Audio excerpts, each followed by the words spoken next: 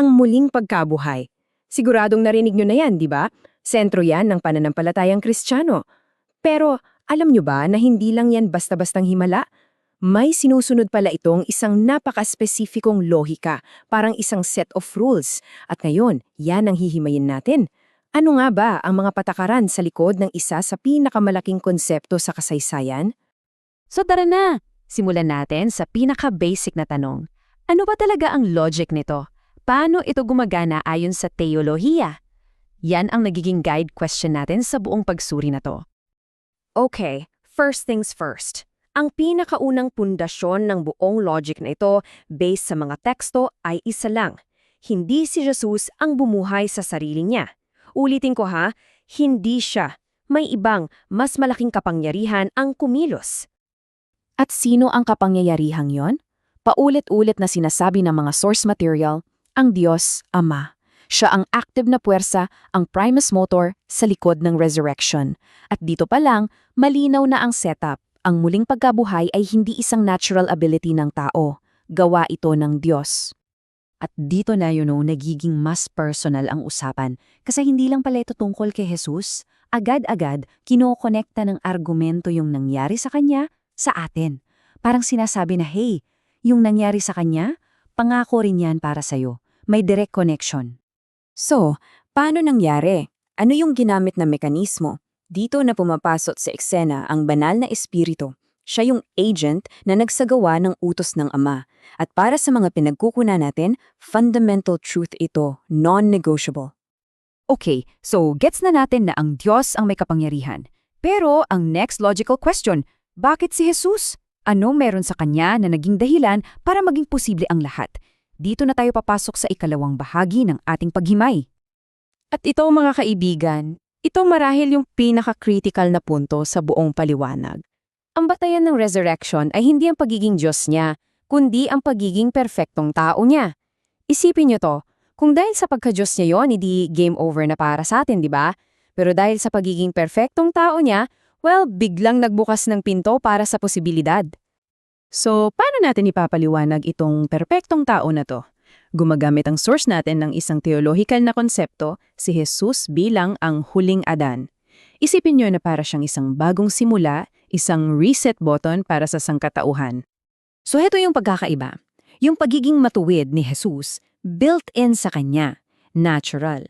Sa atin naman, para daw tayong pinasuot ng isang damit na matuwid.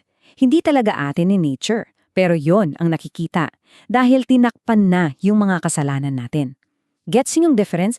Inherent versus declared. Alright, so malinaw na yung kondisyon. Kailangan walang kasalanan o matuwid. Ngayon, saan naman nang gagaling yung juice, yung mismong power na nagpapaandar sa prosesong ito? At heto pa ang isang nakakagulat na punto. Ayon sa teksto, kahit si Jesus mismo, sa kanyang pagiging tao, ay hindi kayang buhayin ang sarili.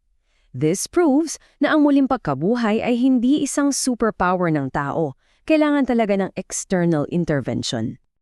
Kaya heto yung formula na binuo ng source natin. Step 1, ang Ama ang power source. Step 2, ang Espiritu ang gumagawa, ang ahente. At step 3, ang tatanggap ng kapangyarihan ay sino mang matuwid, si Jesus na natural na matuwid o ang mga taong idineklarang matuwid. Okay, so paano ngayon nangyari na yung karanasan ng iisang tao, ni Jesus, ay naging isang posibilidad para sa bilyon-bilyong iba pa kasama na tayo? Ano yung bridge na kumukonekta sa kanya at sa atin? Heto yung logic. Parang A plus B equals C lang. Tingnan nyo. Si Jesus, tao. Tayo, tao din. Check. Si Jesus, naging qualified dahil sinless siya.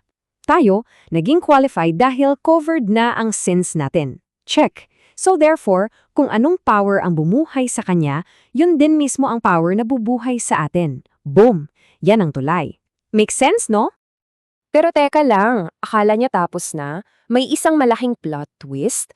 Akala natin, resurrection is resurrection, di ba? Pare-pareho lang. Well, ayon sa ating source, hindi pala. May dalawang klase at magkaibang-magkaiba ang kanilang patutunguhan.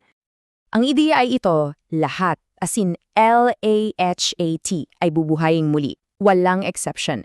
Ang tanong lang para saan? Kasi yung iba bubuhayin para sa gantimpala, pero yung iba bubuhayin para harapin ang paghuhukom.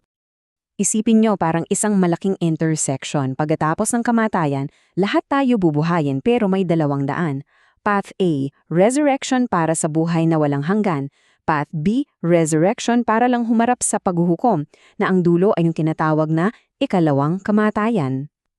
At para patunayan yan, itinuturo ng source ang mga talatang tulad nito, kung saan ang lahat ng patay ay ibinabangon para hutulan ayon sa kanilang mga gawa. Malinaw na hindi ito yung resurrection na para sa gantimpala, di ba? So, sa huli ito yung tanong na iniiwan sa atin.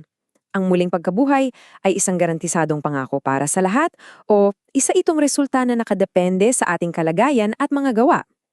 Base sa luhikang ating sinuri, hindi ito isang simpleng event lang. Isa itong kahihinatnan. Isang resulta ng isang moral na batas na ipinipresenta ng mga tekstong ito. Isang bagay na, di ba mapapaisip ka talaga?